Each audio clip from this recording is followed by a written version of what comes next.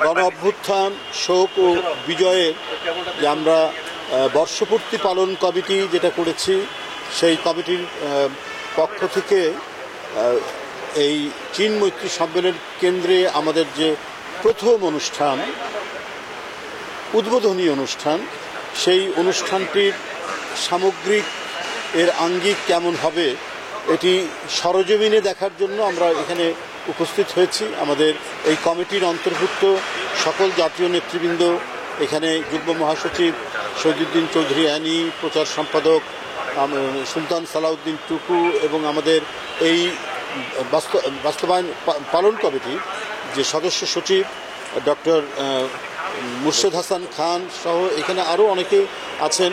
1 জুলাই থেকে একেবারেই 6 আগস্ট পর্যন্ত যাব, মানে 5ই আগস্টকে সামনে রেখে আমাদের প্রোগ্রামটা হবে 6 আগস্ট। এই যে আমরা যে কর্মসূচিটি ইতিমধ্যে আপনাদের কাছে আমরা প্রেরণ করেছি, আমরা পাঠিয়েছি, আপনারা নিশ্চয়ই পেয়ে গেছেন সেই কর্মসূচিটি। তো এই কর্মসূচি, সামগ্রিক কর্মসূচিটি যাতে যথাযথভাবে এটা পালন হয়, বাস্তবায়ন হয়, এই জন্যই এই কমিটি এবং এই কমিটির অধীনে যে উপকমিটিগুলো তারা দিনরাত কাজ করছে। এটা প্রথম বর্ষপূর্তি।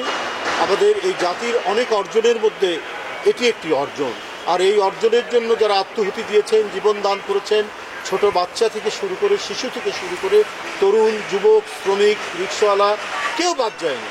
তো সুতরাং এই আত্মদানের, এই জীবন উৎসর্গ করি শহীদদেরকে আমাদের স্মরণ রাখতে হবে প্রতিক্ষণে, প্রতি সময়ে। আর বিশেষ করে জুলাই আগস্টে আমাদের বিশেষ সম্মান তাদেরকে দিতে হবে। তাদের প্রতি বিশেষ শ্রদ্ধা এবং সম্মান জানানোর জন্যই বিএনপির পক্ষ থেকে এই কর্মসূচিগুলি পালিত হচ্ছে। আমরা এমন একটি ভবিষ্যৎ নির্মাণ করতে চাই, এমন একটি স্বপ্নের ভবিষ্যৎ যেটা মানুষ স্বপ্ন দেখে, যেটা মানুষ কল্পনা করে, যে আমরা সেই সমস্ত দুর্বিষহ অন্ধকার যুগে ফিরে যেতে চাই না, যে প্রতিটি বাবা মা তার সন্তানের মানে গুমের জন্য, তার বিচার বহির্ভূত হত্যার জন্য আতঙ্কিত বোধ না করে। প্রতিটি বাবা মা তার মেয়ে স্কুলে গেছে, কলেজে গেছে, সে ফিরে আসার বিষয়টা নিয়ে আতঙ্কিত বোধ না করে। আমরা সেই নিরাপত্তাময়, আমরা সেই প্রত্যেকের যাতে সুস্থির নিরাপদ জীবন নিশ্চিত হতে পারে, সেই কারণেই আমাদেরকে কাজ করতে হবে।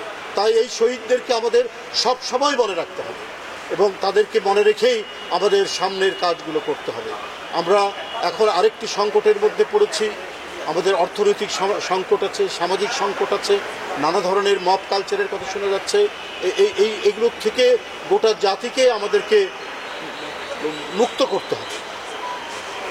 প্রতিটি জাতির কাছে আমাদের যারা জনপ্রতিনিধি হবেন আগামীতে, তাদের প্রতিটি পদে পদে যাতে জবাবদিহিতে থাকে, সেই গণতন্ত্র নিশ্চিত আমাদের করতে হবে। এখানে একজন ব্যক্তি ক্ষমতাশালী হলেন, কেউ এমপি হয়ে গেলেন, কেউ জনপ্রতিনিধি হয়ে সে এলাকার গডফাদার হয়ে গেলেন। শেখ হাসিনার আমলে যেটা হয়েছে, আমরা সেই পরিস্থিতি তৈরি হবে না। জনপ্রতিনিধিরা হবেন মানুষের সেবক, জনগণের সেবক। আমরা সেই দিন, সেই পরিবেশ, সেই দিকেই হচ্ছে আমাদের অভিযাত্রা। বন্ধুরা, গত বছরেও আমাদের প্রবৃদ্ধি ছিল 4.2, এবারে নেমে এসেছে 3.9। কিন্তু এইভাবে অর্থনৈতিক পরিস্থিতি যদি খারাপ হতে থাকে, বিনিয়োগ যদি না হয়, তাহলে এটা তো হবে অত্যন্ত দুঃখজনক। সুতরাং অন্তর্বর্তীকালীন সরকার যিনি আছেন, তাকে অর্থনৈতিক বিষয়টা দেখতে হবে। আমরা বলেছি আমরা সরকারের যে ত্রুটি বিচ্যুতি আছে সেটা সমালোচনা করব, কিন্তু যে কয়দিন তারা আছেন তারা যাতে এদেশের মানুষের কল্যাণে, এদেশের মানুষের সামগ্রিক উন্নতি এবং তাদের উন্নত ভবিষ্যৎ নিশ্চিত করার জন্য তারা কাজ করে যাবেন। এই জন্য প্রয়োজনীয় সংস্কার শেষে নির্বাচন দিতে হবে এবং সেই নির্বাচনটি অবশ্যই যৌক্তিক সময়ের মধ্যেই সেটা দিতে হবে, যে কথাগুলি আমরা এর আগে বলেছি। এবং ইতিমধ্যে প্রধান উপদেষ্টা ডক্টর মোহাম্মদ ইউনূস এবং বিএনপির ভারপ্রাপ্ত চেয়ারম্যানের সাথে বৈঠক হয়েছে। এই বৈঠকের পরবর্তীতে গোটা দেশের মধ্যে মানুষের আবারও আশাবাদ জেগে উঠেছে যে না, আমরা একটি ভালো ভবিষ্যৎ নির্মাণ করার জন্য যাচ্ছি।